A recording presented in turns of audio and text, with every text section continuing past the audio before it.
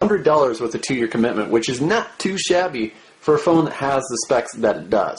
If you think $100, usually that's reserved for something like a mid-range phone. And this one is certainly above average in that price range. Now, taking a look at some of the components, it's got a 1 gigahertz dual-core processor in it, TI OMAP 4430. It's pretty popular amongst Motorola devices, that's for sure. And it's a gigabyte of RAM that's in there. Now, the gig of RAM is great on just the phone by itself, but it's also very helpful if you take advantage of the webtop environment or the lap dock. Those kind of things, that's really where the RAM is going to help things along. Also, 4.3-inch display, which if you compare with the original Atrix, that has a 4-inch display. Now, they're both QHD, which means 960 by 540 resolution. The one major difference, aside from the larger display, is the fact that this is not a pen-tile screen. So, love or hate pen-tile, it's up to you, but for us, we are definitely happy without the pen-tile on there, so you don't get the jagged edges or any of the little bitty pixelation.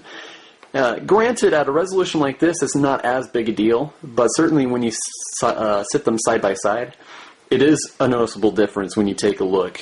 So, well, we are very happy with the display, as you may be able to see. Hopefully, this video is giving a good indication of what it looks like.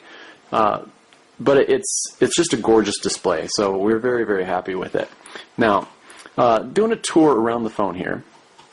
On the back, we've got an 8-megapixel camera with 1080p HD video capture. Compare that with the original Atrix. I had the 5-megapixel and 720p HD video. Certainly that's a bump up.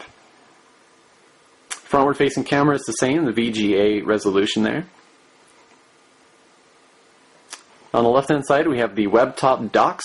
So that will go well with your lap dock, 100, or the HD dock, or any of the other web-top accessories you would like to get with this thing. Camera has the LED flash, I forgot to mention that, and then a nice size speaker grill down here. One big difference that you'll see with the Atrix 2 is the fact that there's no fingerprint sensor on there. It's just the 3.5mm jack and a standard power button / unlock button. Well, I shouldn't say the great thing, but the thing about this is it makes you wonder exactly what happened to the original fingerprint sensor. Chances are it wasn't the most popular thing, and so they probably just decided to can it. It'll be interesting to see if it pops up in any phones down the road, because it certainly is a very interesting idea, but I don't think it gained a whole lot of traction.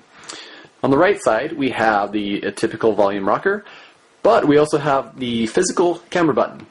Thing about this one is, though, that it's a single stage, not a double deton button, so you're not going to be able to use this to focus first and then snap the picture.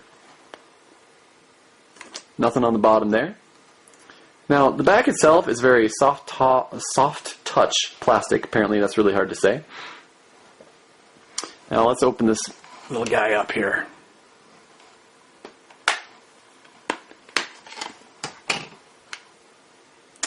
And underneath the hood, we've got our micro SD card. 2 gigabytes. And then nothing underneath besides the SIM card. The battery, by the way, is actually less powerful than the original Atrix. But from what we can tell in our battery life test so far, it seems to actually do better than the original Atrix. So let's turn this back on. Now while we're turning this back on, let's bring out the original. Do some side-by-side comparisons between the two. Of course, 4-inch versus 4.3-inch. Aside from that, they look like they're designed to be the same exact look, which is nice because, well, if this is the Atrix 2, then it should look very similar, right? Well, the other major difference is the soft touch plastic with the textured back. versus the hard plastic with the funky holographic pattern on here, which sometimes if you put it in the right light can be rather disturbing to the eye. So, personal opinion there, of course. But I much prefer the design and the look overall of the Atrix 2 over the original. So,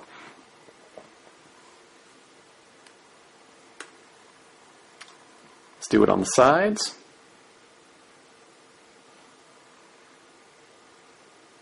There, as you can tell, is the major difference between having fingerprint sensor and not. Woo! And that's me just letting the phones fall out of my hands. On the right hand side, here are the web top docks. Now with these ones, let's zoom in a little bit closer here if we can. The major difference, as you can tell, is that the ports are upside down. So the original Atrix is not going to work on the lap dock 100, and vice versa with the Atrix 2, not working on the one designed specifically for the Atrix 4G. Now, the thing about this is the Atrix 2 is compatible with the Droid Bionic and the Photon 4G, and according to Motorola, pretty much any future web-top compatible phones will have that same setup. So that way, every phone will have the same exact accessories. To which we say it's about time. It's nice to see all the Motorola phones having the same compatibility there. So I think it will help further along the development of web-top, and certainly it needs